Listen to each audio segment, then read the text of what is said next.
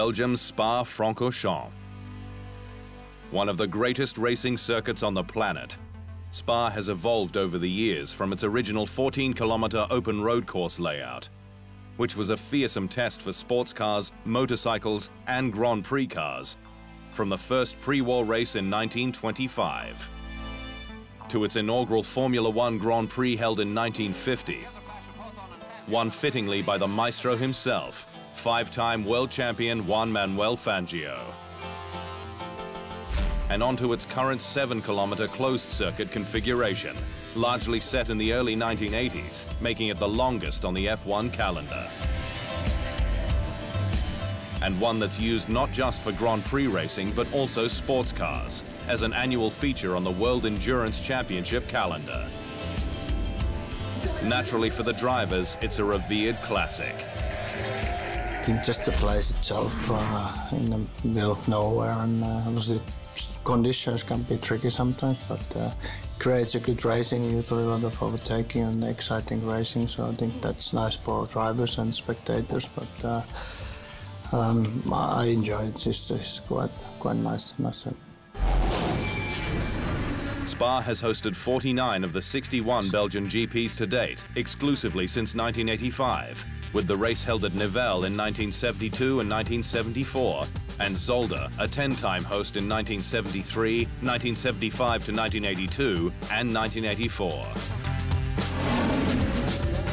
But while two-time world champion Emerson Fittipaldi won both Grands Prix at Nivelles, and three-time world champion Niki Lauda was the most successful at Zolder with 2 wins. At Spa, the king is 7-time world champion Michael Schumacher with 6 wins, 3 consecutive from 1995 to 1997. The track is often called Schumacher's living room, given it's where he made his debut, took his first win and 7th title, and 300th race start in 2012. In my whole history, everything comes back to Spa, where everything started and where lots of great stories happen. The emotion of the track, the combination of history, is the reason that Spa became my living room. Other than Schumacher's 6, Ayrton Senna has 5, while Jim Clark and Kimi Räikkönen have 4. Fangio and Damon Hill have 3 each, while Lewis Hamilton and Sebastian Vettel have 2. Last year's race was a turning point in the World Championship battle, with Nico Rosberg getting back on track with his first of 4 wins in 5 races after the summer break.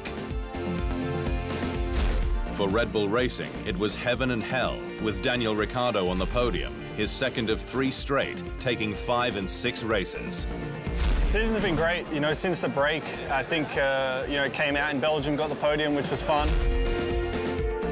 Max Verstappen, though, finished 11th after a clash at La Source with both of the Ferraris. Räikkönen making contact with Verstappen after Sebastian Vettel squeezed the pair, clashing with his teammate and spinning. It was a second straight Belgian calamity for Vettel, whose right rear tyre delaminated on the Kemmel Straight in 2015, just 2 laps from home. In that race, there was a big surprise. Obviously, it's not good for Vettel, it's not good for the Ferrari fans, and it was a little bit risky, but it created an unknown. Vettel heads to Belgium this year knowing it's a case of damage limitation, with the Mercedes W08 expected to be quick at the high-speed track, and the 4-time world champion leading the standings by just 14 points. The championship battle remains balanced on a knife edge. Who will take another step forward in Belgium?